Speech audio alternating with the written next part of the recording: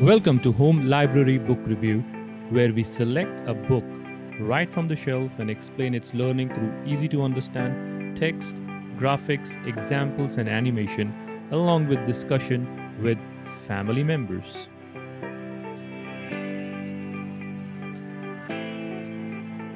Today, we're going to be reviewing Think and Grow Rich by Napoleon Hill. It's a classic bestseller released in 1937. It has sold more than 30 million copies worldwide. The book is not only addressing money, but also relationships of all the experience that we have and hold our beliefs about.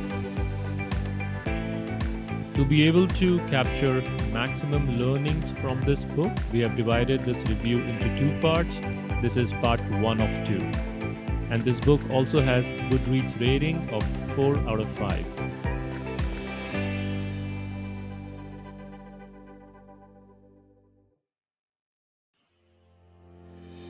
Napoleon Hill was an American author in the area of the New Thought movement who was one of the earliest producers of the modern genre of personal success literature. He is widely considered to be one of the greatest writers on success. His most famous work, Think and Grow Rich, is one of the best-selling books of all time. Hill's work examined the power of personal beliefs and the role they play in personal success. He became an advisor to President Franklin D. Roosevelt from 1933 to 1936.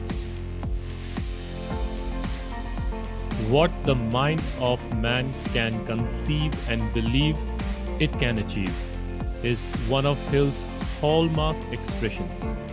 How achievement actually occurs and a formula for it that puts success in reach of the average person were the focal points of Hill's books.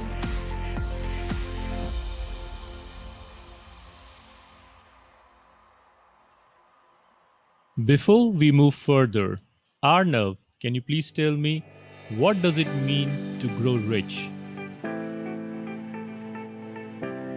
Dad, I think grow rich means grow in value. Yes, it can also mean to do well. It can also mean to flourish or be wealthy, or let's say having progress. Did you know, Arnav, there is a saying which is the starting point of all achievement is desire. And this was said by Napoleon Hill himself. Now I can't wait to review this book. How about you, Arnav? Yeah, Dad, let's start right away.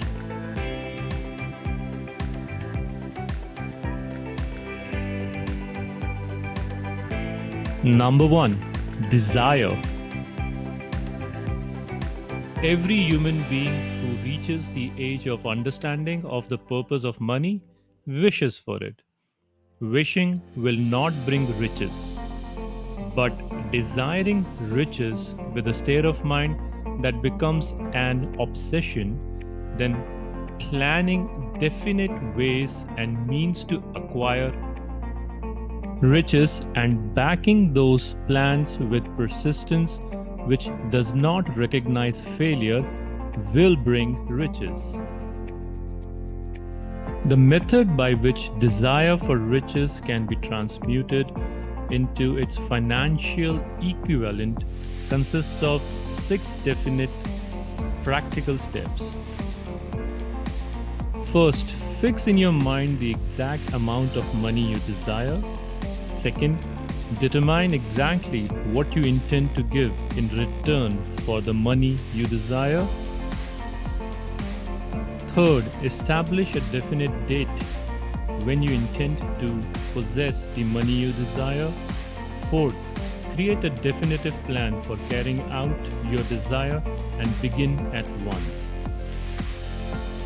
Fifth, write out a clear, concise statement of the amount of money you intend to acquire. And sixth, read your written statement aloud at least twice daily. Columbus, Edison, Wright brothers, and Marconi, they all had burning desires with which they turned their dreams into reality. And so can you if you have a strong desire which recognizes no such word as impossible and accepts no such reality as failure.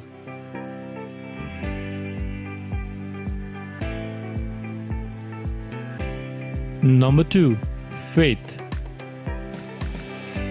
Faith is the head chemist of the mind.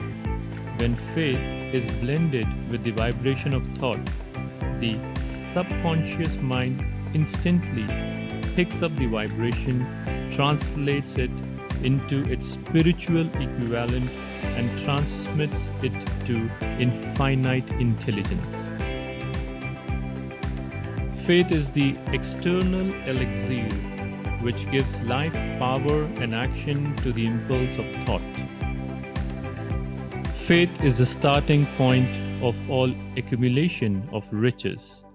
Faith is the basis of all miracles and all mysteries which cannot be analyzed by the rules of science. Faith is the only known antidote for failure. Faith is the element, the chemical, which, when mixed with prayers, gives one direct communication with infinite intelligence. Faith is the only agency through which the cosmic force of infinite intelligence can be harnessed and used by man. It is a well-known fact that one person comes finally to believe whatever one person repeats to oneself, whether the statement is true or false. If a man repeats a lie over and over, he will eventually accept the lie as truth. Moreover, he will believe it to be the truth, but every man is what he is because of the dominating thoughts which he permits to occupy his mind. Hence, faith removes limitations. And if we want to achieve anything, we should always keep the faith.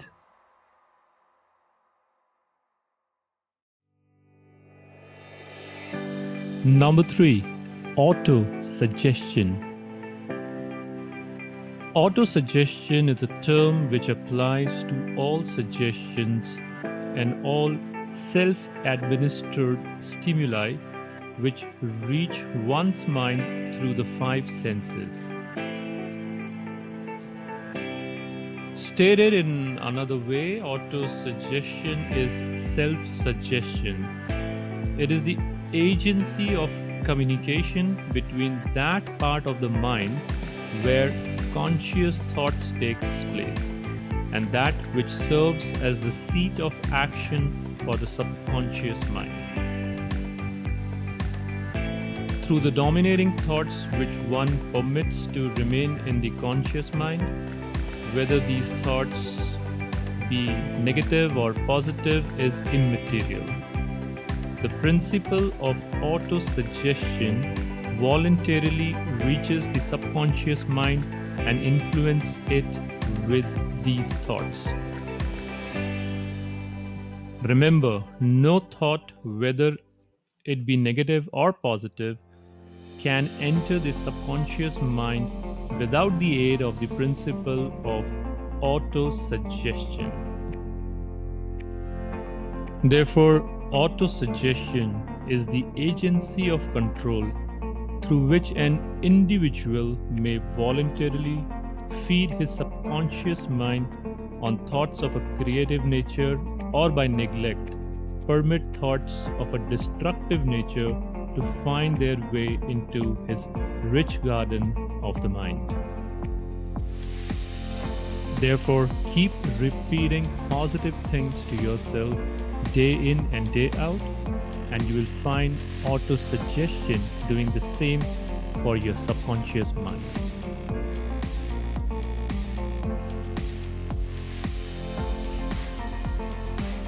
Number 4, specialized knowledge. There are two kinds of knowledge. One is general, the other is specialized. General knowledge, no matter how great in quantity or variety it may be, is of but little use in the accumulation of money. The faculties of the great universities possess, in the aggregate, practically every form of general knowledge known to civilization. Most of the professors have but little or no money. They specialize on teaching knowledge, but they do not specialize on the organization or the use of knowledge. Knowledge will not attract money unless it is organized and intelligently directed through practical plans of actions to the definite end of accumulation of money. Now, lack of understanding of this fact has been the source of confusion to millions of people who falsely believe that knowledge is power. It becomes power only when and if it is organized into definite plans of actions and directed to a definite end.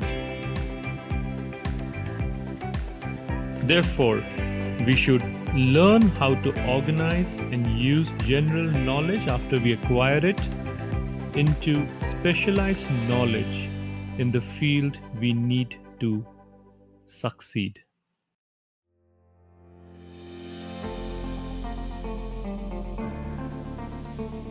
Number 5, imagination. The imagination is literally the workshop wherein are fashioned all plans created by man. The impulse, the desire is given shape, form, and action through the aid of the imaginative faculty of the mind. It has been said that man can create anything which he can imagine. Of all the ages of civilization, this is the most favorable for the development of the imagination because it is an age of rapid change. On every hand, one may connect stimuli which develop the imagination.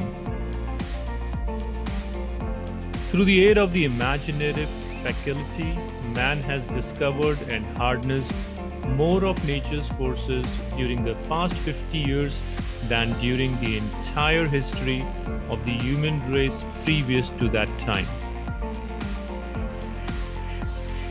He has conquered the air so completely that the birds are a poor match for him in flying. He has harnessed the ether and made it serve as a means of instantaneous communication with any part of the world. He has analyzed and weighed the sun at a distance of millions of miles and has determined through the aid of imagination the elements of which it consists. You know, man's only limitation within reasons lies in his development and use of his own imagination.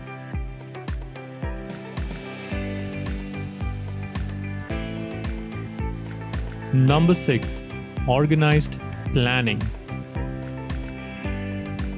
Organized planning is nothing but crystallization of desire into action. Every plan you adopt in your endeavor to accumulate wealth should be the joint creation of yourself and every other member of your mastermind group. You may originate your own plans either in whole or in part, but see that those plans are checked and approved by the members of your mastermind alliance. If the first plan which you adopt does not work successfully, replace it with a new plan. If this new plan fails to work, replace it in turn with still another, and so on, until you find a plan which does work. Right here is a point at which the majority of men meet with failure because of their lack of persistence in creating new plans to take the place of those which fail. The most intelligent man living cannot succeed in accumulating money nor in any other undertaking without plans which are practical and workable.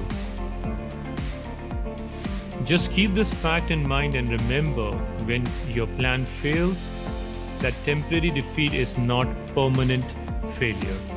It may only mean that your plans have not been sound.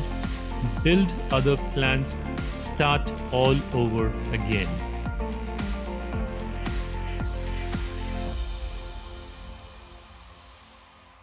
Let's summarize what we have reviewed so far. Number 1, desire. Number 2, faith. Number 3, auto suggestion. Number 4, specialized knowledge. Number 5, imagination. And finally, number 6, organized planning.